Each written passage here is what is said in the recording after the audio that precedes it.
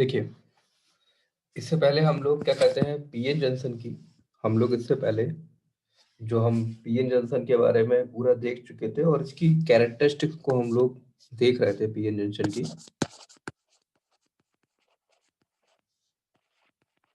हम लोग इसकी कैरेक्टरिस्टिक्स को स्टडी कर रहे थे।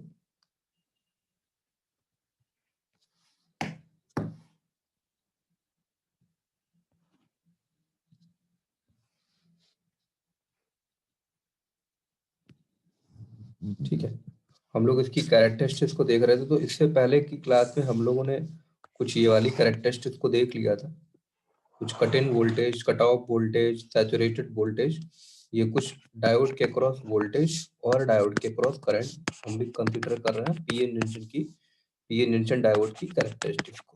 ठीक है, तो हम लोगों ने इक्वेशन को भी प्रूव कर लिया था। हमने इक्वेशन क्या प्रूव कर ली थी अपनी, I equal to I naught bracket में e की पावर vd डिवाइडेड बाई नीटा vt माइनस 1। हमने इस इक्वेशन के डेरिवेशन को भी हमने क्या कर दिया था, प्रूव कर लिया था। आज का जो हमारा टॉपिक है, जो आज का हमारा टॉपिक है वो है हमारा variation in VI characteristics, variation in VI characteristics vary with temperature, vary with temperature। ठीक है ना, कि ये जो हमने जो VI कैरेक्टरिस्टिक्स पढ़ी थी इससे पहले, इस आपको पता है कि जो ये वाली कैरेक्टरिस्टिक्स है ये किसका है, in the case of an forward bias, और ये वाली कैरेक्टरिस्टिक्स कब है, in the case of an reverse bias. ठीक है, तो इस फॉरवर्ड वाइज, ये जो फॉरवर्ड वाइज कैरेक्टरिस्टिक्स है और ये रिवर्स वाइज कैरेक्टरिस्टिक्स का, इसका वेरिएशन हमको क्या करना है, टेम्परेचर के रिस्पेक्ट में हमको देखना है। तो देखिए, इसके वेरिएशन को टेम्परेचर के रिस्पेक्ट में देखने के लिए क्या करते हैं हम लोग, कि हम लोग फिर से एक डायग्राम बनाते हैं कुछ इस तरीके से।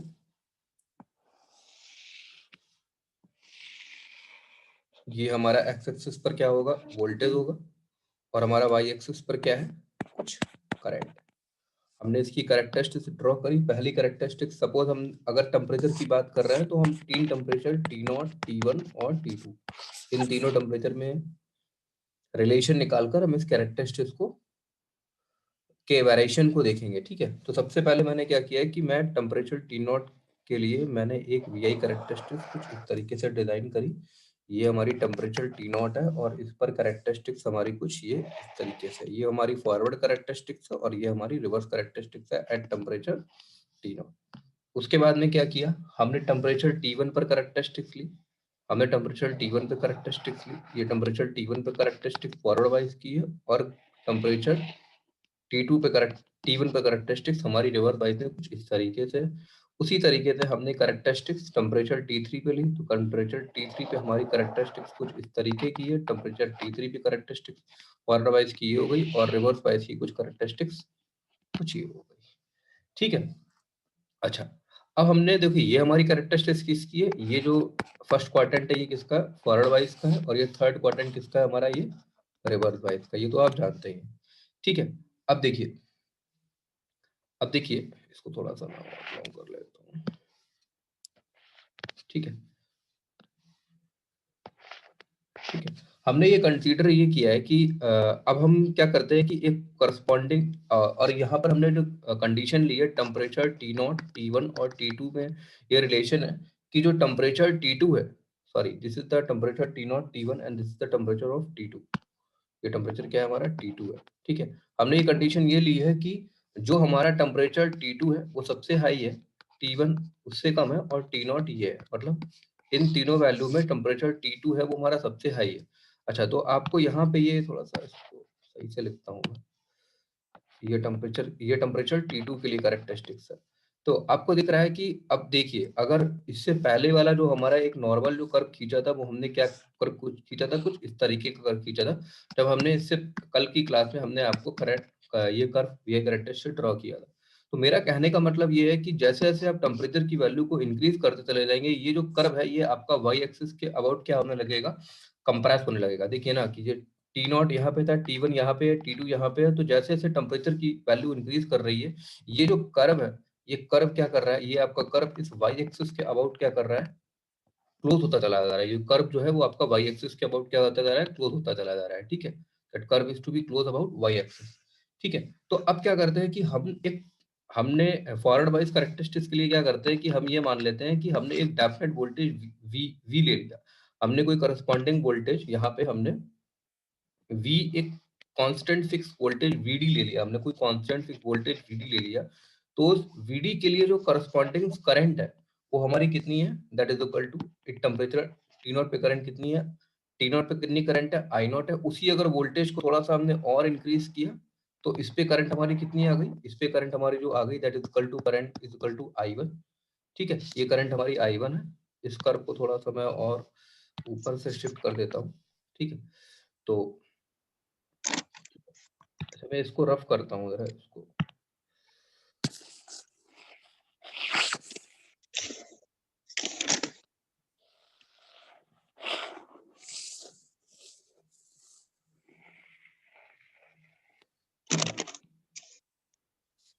कौन है अपना म्यूट कर लो भाई।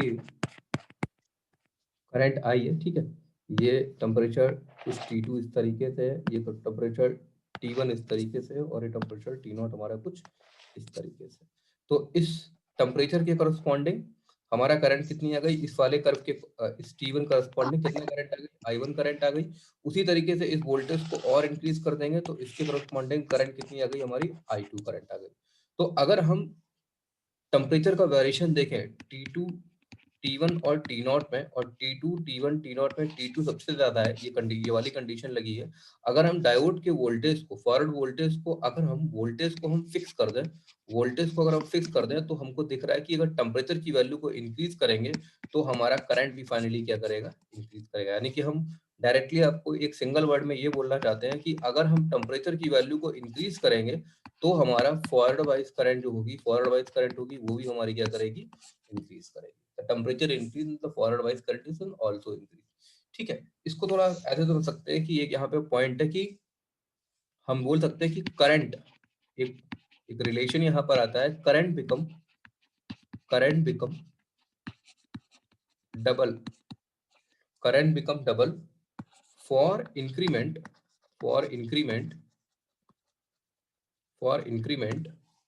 By temperature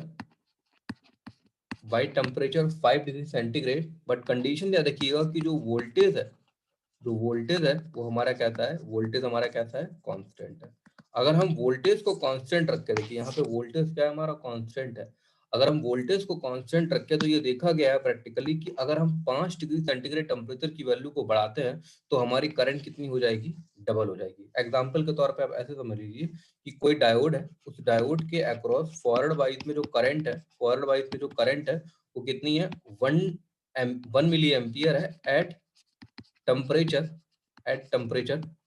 5 degree centigrade. और आपसे पूछा जाए कि what is the value of what is the value of what is the value of what is the value of current what is the value of current at temperature T is equal to 20 degree centigrade. आपको temperature T is equal to 20 degree centigrade पे क्या करना है, current की value को बताना है। तो देखिए इस क्वेश्चन को कैसे करेंगे, 5 डिग्री सेंटीग्रेड पे करंट की वैल्यू कितनी है, 1 मिली एम्पियर। और आपको पता है कि हर 5 डिग्री सेंटीग्रेड पे करंट क्या होती है, जस्ट आपकी डबल होती है। तो आपने क्या किया कि 5 में 5 ऐड कर दोगे तो कितना हो जाएगा, 10 डिग्री सेंटीग्रेड हो जाएगा। 10 डिग्री सेंटीग्रेड पर करंट कितनी हो जाएगी आपकी, 2 मिली एम्पियर हो जाएगी। अब देखिए फिर क्या करेंगे आप, फिर 5 डिग्री सेंटीग्रेड टेम्परेचर बढ़ाएंगे तो कितना करंट, टेम्परेचर आपने कितना कर दिया 15 डिग्री सेंटीग्रेड, तो अब करंट कितनी हो जाएगी आपकी 2 + 2 यानी कि 4 मिली एम्पियर, जिसकी दुगनी हो जाएगी 2 × 2। अब टेम्परेचर आपने फिर से आपने क्या किया कि 5 डिग्री सेंटीग्रेड टेम्परेचर इंक्रीज किया, तो अब कितना टेम्परेचर इंक्रीज किया आपने, 20 डिग्री सेंटीग्रेड टेम्परेचर हो गया। तो अब करंट कितनी हो जाएगी, जस्ट डबल हो जाएगी।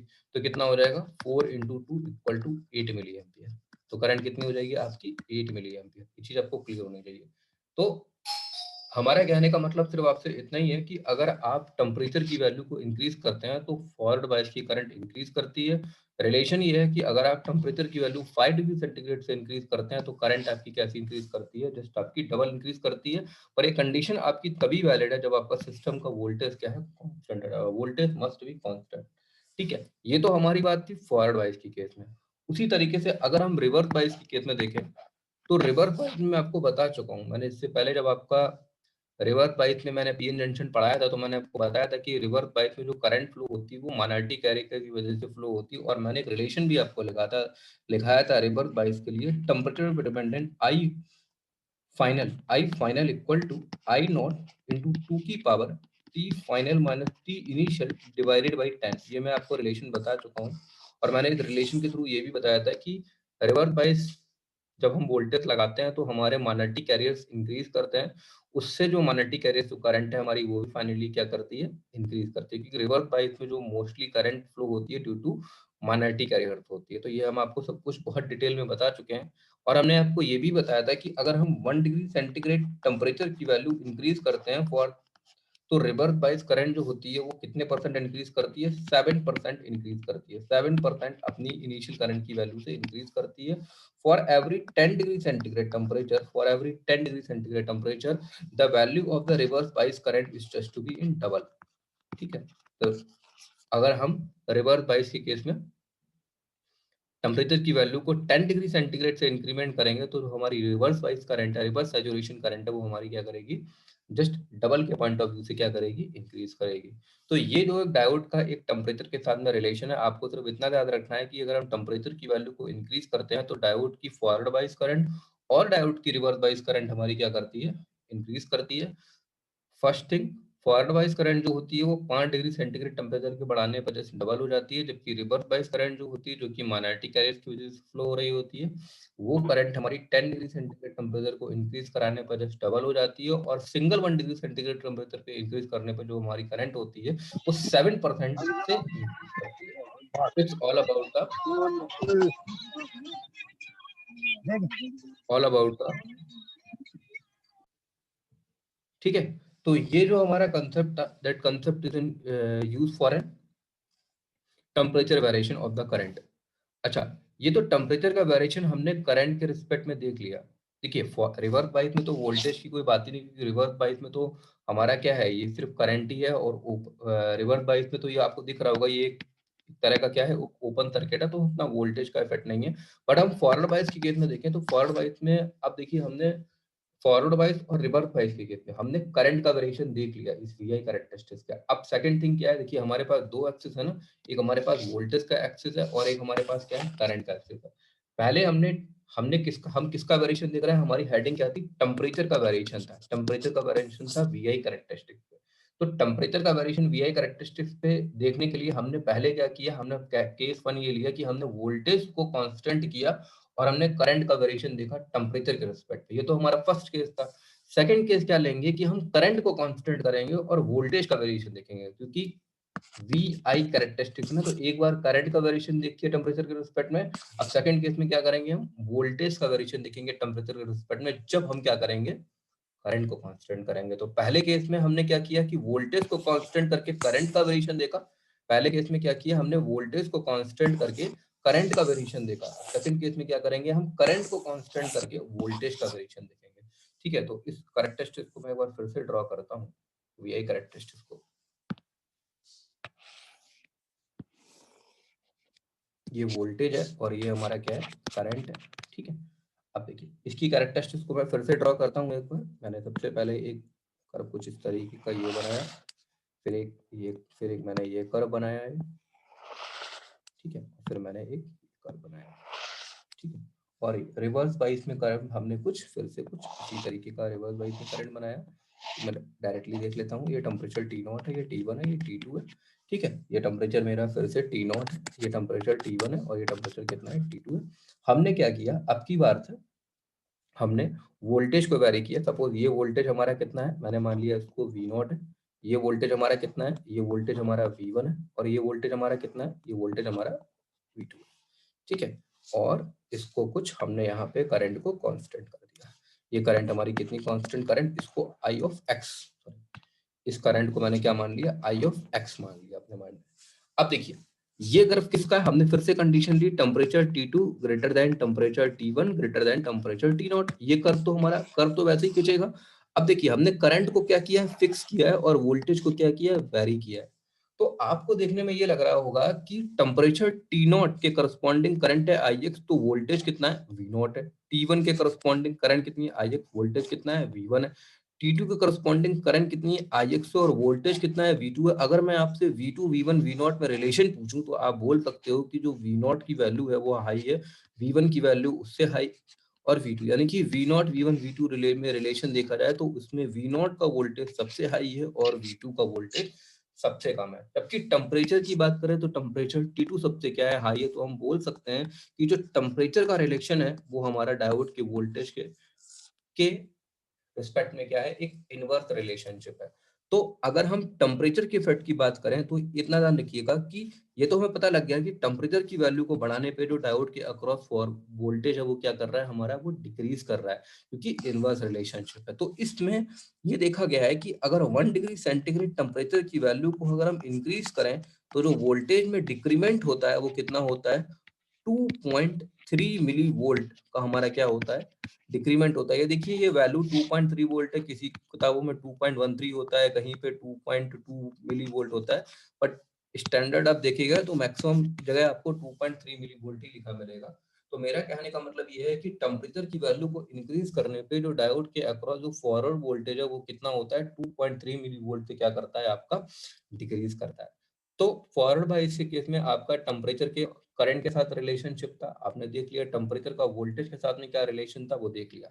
अच्छा अगर हम रिवर्स बायस की बात करें तो रिवर्स बायस में इतना नहीं, क्योंकि रिवर्स बायस में क्या होता है कि हमारा, देखिए यहाँ पे रिवर्स बायस में तो वैसे ही हमारा वोल्टेज क्या है, रिवर्स बायस में तो वोल्टेज वैसे ही हमारा क्या रहता है, कांस्टेंट होता है, क्योंकि यहाँ पे जो भी इंक्रीमेंट करती है वो रिवर्स बायस में क्या इंक्रीमेंट करती है, करंट इंक्रीमेंट होती है। क्योंकि रिवर्स सैचुरेशन करंट का मतलब ये होता है कि इंक्रीमेंट हो रहा है that is in also that is in only in current. Reverse saturation current का मतलब ये होता है कि जो करंट है वो आपकी एक फिक्स वोल्टेज पे आके सैचुरेट हो गई, यानी कांस्टेंट हो गई है। तो यहाँ तो वोल्टेज आपका ऑलरेडी कांस्टेंट है, तो यहाँ पे टेम्परेचर का वोल्टेज के साथ रिलेशनशिप ऐसा नहीं है, क्योंकि यहाँ पे आपका करंट ही इंक्रीज कर रही है, क्योंकि एक फिक्स पॉइंट पे यहाँ पे आपका वोल्टेज क्या हो गया, कांस्टेंट हो गया। तो जब वोल्टेज कांस्टेंट हो गया एक पर्टिकुलर पॉइंट पे आके, तो टेम्परेचर का वोल्टेज के साथ रिलेशनशिप का कोई मतलब नहीं बनता। तो we have to be only analysis for the voltage and current with respect to the temperature in only in case of an forward bias. In the case of an forward bias, if the temperature is to be increased for the increment of the 5 degrees centigrade, the current is to be increased just double times. And we have to be, another part of the system is voltage. If the increment of the voltage in 1 degree centigrade, the drop or the voltage is to be decreased by the factor of 2.3 millivolt। यानी temperature की value को increase करेंगे forward wise case में, तो जो current होगी हमारी 5 degree पर 5 डिग्री सेंटीग्रेड पे हमारी करंट कैसी होगी, जस्ट डबल होगी। बट अगर हम टेम्परेचर की वैल्यू को इंक्रीज करेंगे तो अगर हम वोल्टेज का वेरिएशन देखना चाहते हैं तो वोल्टेज हमारा कितना होगा, 2.3 मिली वोल्ट से क्या करेगा, वोल्टेज हमारा डिक्रीज करेगा। तो इसको एक ब्रैकेट में मैं लिख देता हूँ, ये आपका टेम्परेचर है, इस टेम्परेचर को आपने क्या किया है, इंक्रीज किया है। टेम्परेचर को आपने इंक्रीज किया है तो करंट हमारी क्या कर रही है, जस्ट डबल हो रही है for every 5 degree centigrade, every 5 degree centigrade, जब हमारा सिस्टम का वोल्टेज कैसा है, कांस्टेंट है।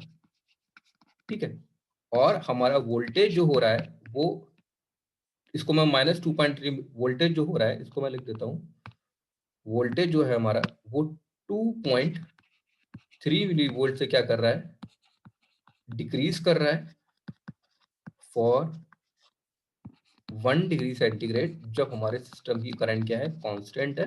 और ये कंडीशन किसके लिए है, आपकी फॉरवर्ड बायस के लिए।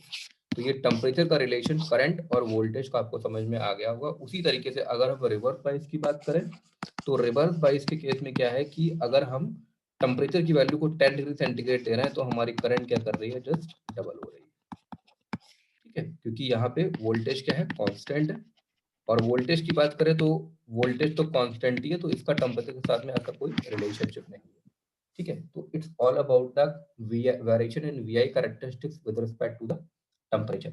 ठीक है, अच्छा ये हमने एक वीआई कैरेक्टरिस्टिक्स जो अभी हमने ये आपको जो ये वाला कर्व बना के जो हमने आपको कर्व ड्रॉ किया है, दैट कर्व, सॉरी, ये जो कर्व हमने आपको ड्रॉ किया है that is in exponential VI characteristics. तो वीआई कैरेक्टरिस्टिक्स ये जो था आपका एक एक्सपोनेंशियल वीआई कैरेक्टरिस्टिक्स थी। वीआई कैरेक्टरिस्टिक्स हमारे पास कई तरह की होती है, तो 3 to 4 टाइप्स की वीआई कैरेक्टरिस्टिक्स होती है। तो जो अभी हमने ये वाली वीआई कैरेक्टरिस्टिक्स पढ़ी है, ये बेसिकली कहलाती है exponential VI characteristics. Exponential VI characteristics, exponential VI characteristics. अब हम यहाँ पे एक इसको आप नंबर 1 डाल लीजिएगा। अब मैं नंबर 2 पढ़ा रहा हूँ VI characteristics. That number 2 VI characteristics is called an ideal VI characteristics. Ideal VI characteristics. अगर हम आइडियल वीआई कैरेक्टरिस्टिक्स की बात करें तो what is the ideal VI characteristics? देखिए आइडियल वीआई कैरेक्टरिस्टिक्स क्या है, आपको पता है कि जो मैं आपको बता चुका हूँ, जो आपको डायोड होता है, ये डायोड है, ये डायोड है। तो अगर हम फॉरवर्ड वाइज वोल्टेज लगाते हैं, अगर हम फॉरवर्ड वाइज की बात करेंगे तो फॉरवर्ड वाइज जो डायोड होता है वो एज ए शॉर्ट सर्किट की तरीके से वर्क करता है। अगर डायोड फॉरवर्ड वाइज में शॉर्ट सर्किट की तरीके से वर्क करता है तो हमको पता है कि शॉर्ट सर्किट में वोल्टेज क्या होता है, जीरो होता है, जबकि करंट हमारी जीरो नहीं होती है। It's a condition of an forward bias. अगर हम रिवर्स बायस की बात करें तो रिवर्स बायस में डायोड कैसे वर्क करता है, एज ए ओपन सर्किट की तरीके से वर्क करता है, और ओपन सर्किट में हमारी करंट जीरो होती है जबकि हमारा वोल्टेज जीरो नहीं होता, वोल्टेज जीरो नहीं होता। ठीक है, तो ये हमारी किसकी बात है, ये हमारी रिवर्स बायस की बात है। तो इसी को हम क्या करते हैं, प्लॉट कर लेते हैं। अगर इसको हम प्लॉट करें तो देखिए ये हमने क्या लिया, ये हमने क्या लिया, कुछ इस तरीके से ये हमारा वोल्टेज है और ये हमारा करंट है। तो सबसे पहले क्या है, फॉरवर्ड वाइज है। तो फॉरवर्ड वाइज में क्या है कि वोल्टेज जीरो है बट करंट जीरो नहीं है, तो कर्व हमारा कुछ कैसा आएगा, कुछ इस तरह का कर्व आएगा। देखिए वोल्टेज जीरो यानी कि एक्स एक्सिस पे हमको चलना ही नहीं है, हमें एक्स एक्सिस पे चलना ही नहीं है, करंट नहीं जीरो है, तो हमें वाई एक्सिस पे ही चलना है। जबकि रिवर्स बायस की बात करें तो रिवर्स बायस में क्या है, ओपन सर्किट है, करंट जीरो है जबकि वोल्टेज जीरो नहीं है, तो वाई एक्सिस पे चलना ही नहीं है, हमें कहाँ चलना है, एक्स एक्सिस पे चलना है। ठीक है, तो देखिए ये क्या हो जाएगा हमारा रिवर्स बायस के केस में। तो ये जो हमारी कैरेक्टरिस्टिक्स ड्रॉ हो रही है, that characteristics called an ideal characteristics, ideal characteristics. अच्छा, ये जो मैंने आपको ये डायग्राम ड्रॉ किया है, इस पे मैंने वाई एक्सिस पे करंट लिया है, एक्स एक्सिस पे वोल्टेज लिया है। अगर मैं सिस्टम को पलट दूं, सिस्टम को पलटने से मेरा मतलब यहाँ पर ये है, पलटने से मेरा मतलब यहाँ पर ये है कि मैं क्या करता हूँ,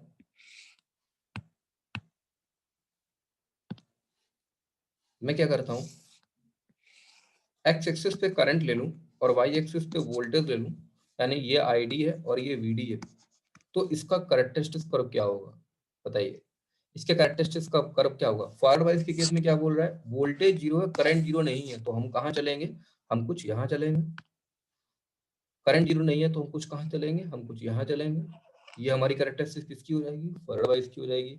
रिवर्स वाइज में क्या कह रहा है कि करंट जीरो है बट हमारा वोल्टेज जीरो नहीं है, तो हम कहाँ चलेंगे, कुछ यहाँ पे हो जाएंगे, चलेंगे।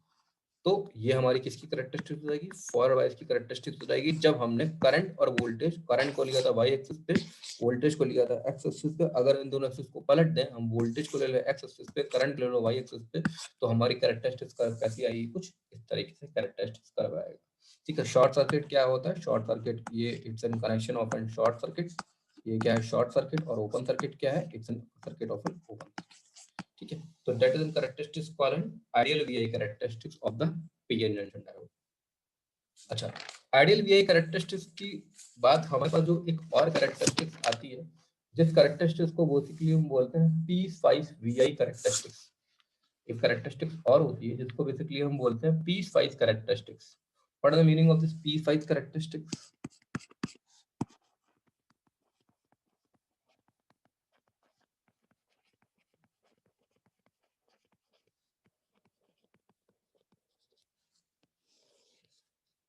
पीस वाइज कैरेक्टरिस्टिक्स का मतलब देखिए क्या है, पीस वाइज कैरेक्टरिस्टिक्स, सबसे पहले एक पॉइंट याद रखिएगा कि जो पीस वाइज कैरेक्टरिस्टिक्स होती है ये सिर्फ ओनली और फॉरवर्ड वाइज में होती है।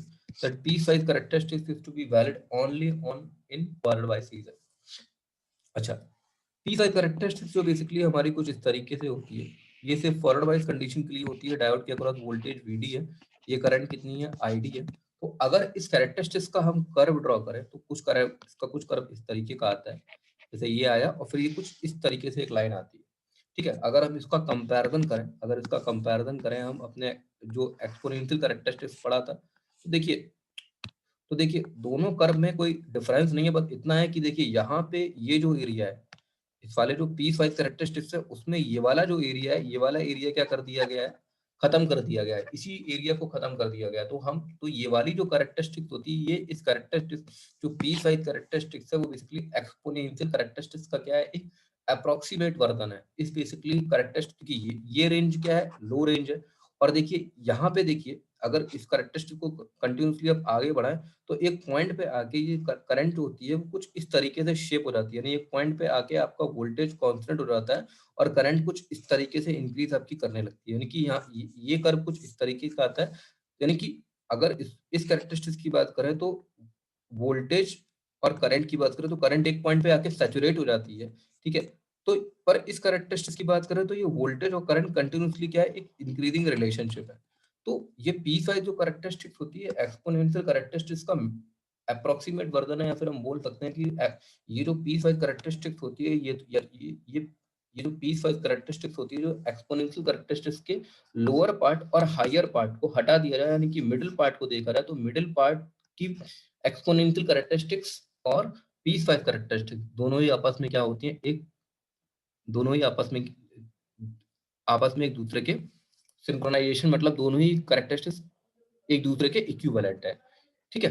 तो अगर हम पीस वाइज कैरेक्टरिस्टिक्स को देखें तो पीस वाइज कैरेक्टरिस्टिक्स कुछ नहीं होता है, इसमें एक रिलेशनशिप होता है। यहाँ पे हम क्या लगाते हैं, आई इक्वल टू, एक करंट की वैल्यू निकाले, current I equal to diode के across voltage minus V naught divided by R, ठीक है। जब हमारा डायोड के अक्रॉस वोल्टेज कितना था, ग्रेटर देन जीरो था, और करंट की वैल्यू कितनी हो जाएगी, जीरो, जब हमारा डायोड के अक्रॉस वोल्टेज उसके से लेस देन था। तो यहाँ पे क्या होता है कि करंट और डायोड के अक्रॉस वोल्टेज में एक रिलेशन होता है। तो इसका कंपैरिजन करें तो देखिए y equal to M X plus C type की एक लाइन मान लीजिए, ठीक है। तो अगर हम y एक्सिस पे क्या है, करंट है, इक्वल टू m कितना हो जाएगा, डायोड के across voltage vd divided by R, इस इक्वेशन को लिख रहा हूँ, vd divide by R minus का v naught divided by R, ठीक है। तो यहाँ से आपको देखने में लग रहा है, अगर इस लाइन को आप पीछे करें तो ये लाइन देखिए कहाँ पे कट करेगी, कुछ माइनस इंटरसेप्ट करेगी। इंटरसेप्ट की वैल्यू कितनी है, माइनस का वी नॉट अपॉन आर है। तो यहाँ पे स्लोप का वैल्यू कितना हो जाएगा, सिंपल 1 अपॉन हो जाएगा। तो यहाँ पे इस लाइन का स्लोप कितना हो जाएगा, इस लाइन का जो स्लोप हो जाएगा वो कितना हो जाएगा, सिंपल 1 अपॉन आर हो जाएगा। That slope is simply 1 upon R. तो ये तो हमारी एक पीस वाइज कैरेक्टरिस्टिक्स हो गई। उसी तरीके से एक कैरेक्टरिस्टिक्स और होती है, that is not very important, constant battery characteristics. Constant battery characteristics, ठीक है। कांस्टेंट बैटरी कैरेक्टरिस्टिक्स क्या है कि ये भी फॉरवर्ड बाइस के लिए वैलिड होती है। कुछ ये जो वी आई कैरेक्टरिस्टिक इस तरीके से आ रही है, इस कैरेक्टरिस्टिक को हम क्या करते हैं, सिर्फ इस पर्टिकुलर पॉइंट में कन्वर्ट कर देते हैं कि ये वाला जो पोर्शन है यहाँ खत्म कर देते हैं, और ये हमारा क्या है, वोल्टेज, पर्टिकुलर डायोड का वोल्टेज वी नॉट है, और ये करंट क्या है, आई नॉट है।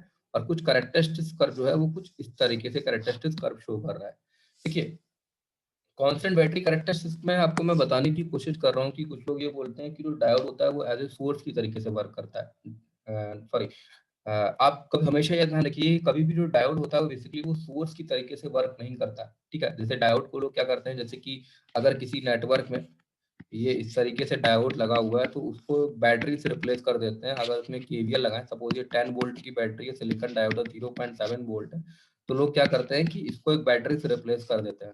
ये मैंने एक बैटरी से रिप्लेस कर दिया, ये 10 वोल्ट है और ये 0.7 वोल्ट है। तो लोगों को ये लगता है कि ये 0.7 वोल्ट है, ये बेसिकली एक सोर्स की तरीके से डायोड वर्क करता है। डायोड कभी भी एक सोर्स की तरीके से वर्क नहीं करता है। अच्छा, इसको एक प्रैक्टिकल एग्जांपल से ऐसे समझ सकते हैं कि आप ये मान लीजिए सोर्स की तरीके से वर्क करेगा तो ये करंट कुछ इस डायरेक्शन में फ्लो करेगा। इसको प्रैक्टिकल एग्जांपल से ऐसे समझ सकते हैं कि मान लीजिए कि आपके पास एक कोई ब्लॉक है, ठीक है, ये आपके पास ब्लॉक है, ठीक है, ये आपके पास कोई ब्लॉक है, ठीक है। इस ब्लॉक का जो फ्रैक्शनल फोर्स है हमने माना वो कितना है, 10 न्यूटन का है। आपने इस ब्लॉक पे फोर्स लगाया 1 न्यूटन का, तो क्या ये ब्लॉक मूव करेगा, सिंपल सी बात है, ये ब्लॉक मूव नहीं करेगा। आपने इसमें 5 न्यूटन का फोर्स लगाया, ब्लॉक मूव करेगा, ब्लॉक नहीं मूव करेगा। आपने 10 न्यूटन का फोर्स लगाया, ब्लॉक नहीं मूव करेगा। क्यों? क्योंकि इसके अपोजिट डायरेक्शन में क्या लग रहा है, एक फ्रैक्शनल फोर्स लग रहा है। बट अगर आपने इस ब्लॉक पे 11 न्यूटन का फोर्स लगा दिया तो ये क्या ब्लॉक मूव करेगा, 100% ब्लॉक मूव करेगा 1 न्यूटन के फोर्स से इस डायरेक्शन की फोर्स में, क्योंकि 10 न्यूटन तो किसमें चला गया, आपका फ्रिक्शनल फोर्स में चला गया। ठीक है, बट अगर मैं आपसे बोलूं कि जब आपने इसमें 5 न्यूटन का फोर्स लगाया था, तो ये क्या ब्लॉक आपके इस डायरेक्शन में मूव कर रहा था, ब्लॉक इस डायरेक्शन में मूव नहीं कर रहा था, तब भी फ्रिक्शनल फोर्स कितना था, 10 न्यूटन का था। पर इस डायरेक्शन में जो ये फ्रिक्शनल फोर्स 10 न्यूटन है, ये इसकी मैक्सिमम वैल्यू है, ये इसकी मैक्सिमम वैल्यू है। ठीक है, अगर आपने 5 न्यूटन का फोर्स लगाया था तो इस पे फ्रिक्शनल फोर्स भी कुछ 5 न्यूटन ही लग रहा होगा, जो भी कुछ है मैक्सिमम। ये जो 10 न्यूटन है इसका मैक्सिमम फोर्स होता है, मैक्सिमम फोर्स होता है जिससे वजह से ब्लॉक मूव नहीं करता। मेरा कहने का मतलब ये है कि जब आप इसमें 10 न्यूटन से कम फोर्स लगाएंगे तो ये ब्लॉक अपने राइट हैंड डायरेक्शन में मूव नहीं करेगा, तभी मूव करेगा जब इसका फोर्स 10 न्यूटन से ज्यादा होगा। तो यहाँ पे मेरा कहने का मतलब ये है कि अगर डायरेक्टली इस एग्जाम्पल को समझते, ये 10 वोल्ट की बैटरी है और ये 0.7 वोल्ट है, तो आपको कितना ड्रॉप मिलेगा, 9.3 वोल्ट मिलेगा। बट अगर मैं यहाँ पे ये लिख दूं कि सपोज ये बैटरी मेरी 0.1 वोल्ट की है और ये डायोड को रिप्लेस करके हमने 0.7 वोल्ट लिख दिया, तो क्या करंट इस डायरेक्शन फ्लो की, ये गलत है। ये इसकी 0.7 वोल्ट इसकी मैक्सिमम बियरिंग कैपेसिटी है। तो अब इस केस में जब इसके अक्रॉस वोल्टेज 0.7 वोल्ट से कम हो गया, तो यहाँ पे वोल्टेज कितना रह जाएगा आपका, सिंपली 0.1 वोल्ट ही रह जाएगा। तो आप इतना ध्यान रखिए, मेरा कहने का सिर्फ एक पॉइंट ये है कि जो आपका डायोड होता है वो कभी भी एक कांस्टेंट बैटरी की तरीके से वर्क नहीं करता। ठीक है, मतलब ऐसा नहीं है कि सॉरी, डायोड जो डायोड होता है वो कभी भी आपका एक वोल्टेज सोर्स की तरीके से वर्क नहीं करता है। ठीक है, ये इसकी मैक्सिमम बियरिंग कैपेसिटी होती है। ठीक है,